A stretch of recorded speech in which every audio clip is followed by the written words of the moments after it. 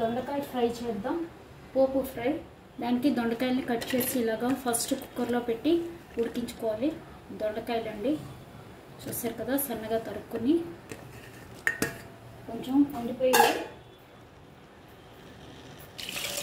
ఇప్పుడు బుక్ చేస్తే ఇప్పుడు ఇలా వచ్చాయి కాబట్టి మనకు తొందరగా ఉడకవు. మనం ఏం చేయాలంటే వీటిని ఫస్ట్ సాల్ట్ వేసి బాయిల్ చేసేసుకోవాలి. తొందరగా ఉడికితే ఎలా అయితే సాల్ట్ వేసి బాయిల్ చేయాలి. ఒక 3-4 కోతలు రానివ్వాలి. అండ్ ఇప్పుడు దొండకాయ కూరకి పోపు వేసుకుందాం.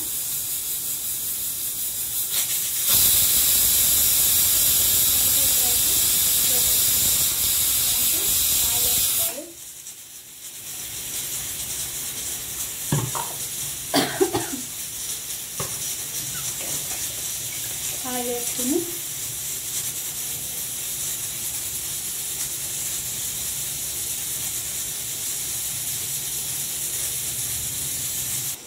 అండి ఇప్పుడు దొండకాయ కూరకి పోపు వేసుకున్నామండి. దొండకాయ వేపుడికి దానికి 1 స్పూన్ మినపప్పు అండి, 1 స్పూన్ మినపప్పు వేసుకోవాలి.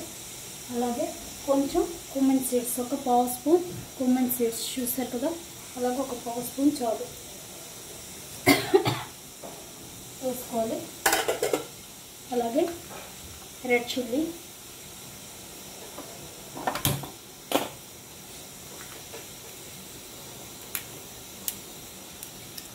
వేసుకోవాలి. ఇవి వేగనివ్వాలి బాగా.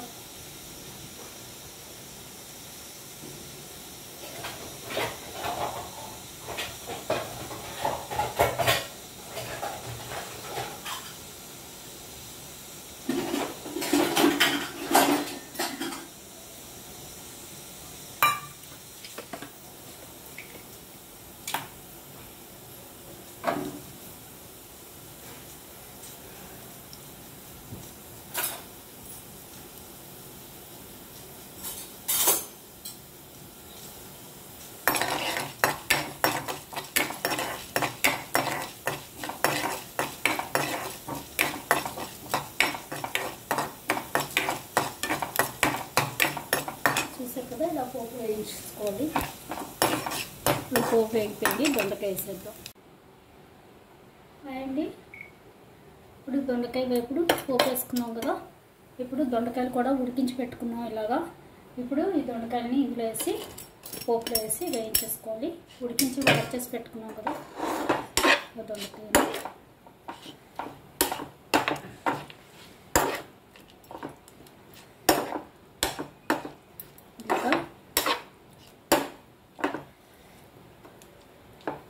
వేయించి పెట్టుకోవాలి.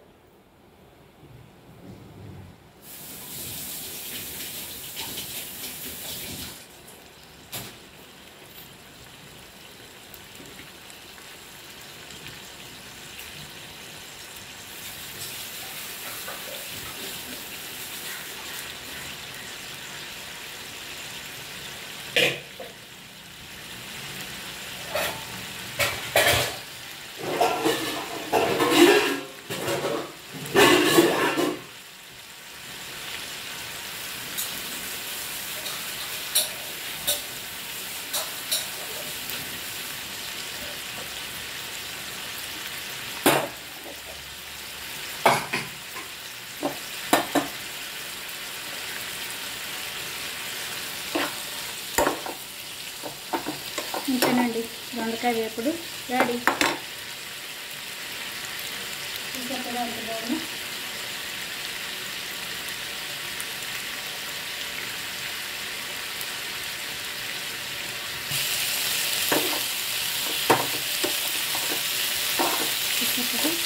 ఇలాగా వాటర్ అంతా ఎగిరే వరకు వేయించేసుకోవాలి.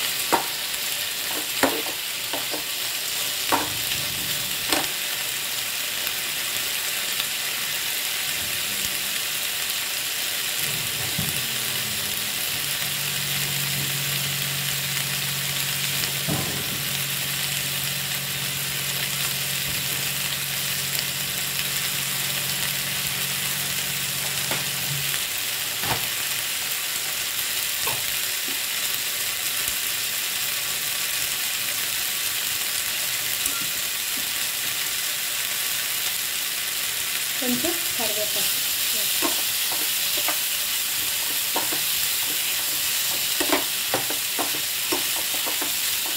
కావాలనుకున్న వాళ్ళు దీని మీద రెడ్ చిల్లీ పౌడర్ కూడా జల్లుకోవచ్చండి.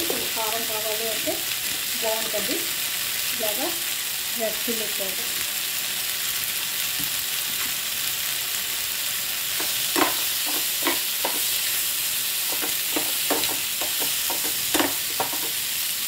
ఇంకా దొండకాయ వేపుడు ఆఫ్ చేసేసాను.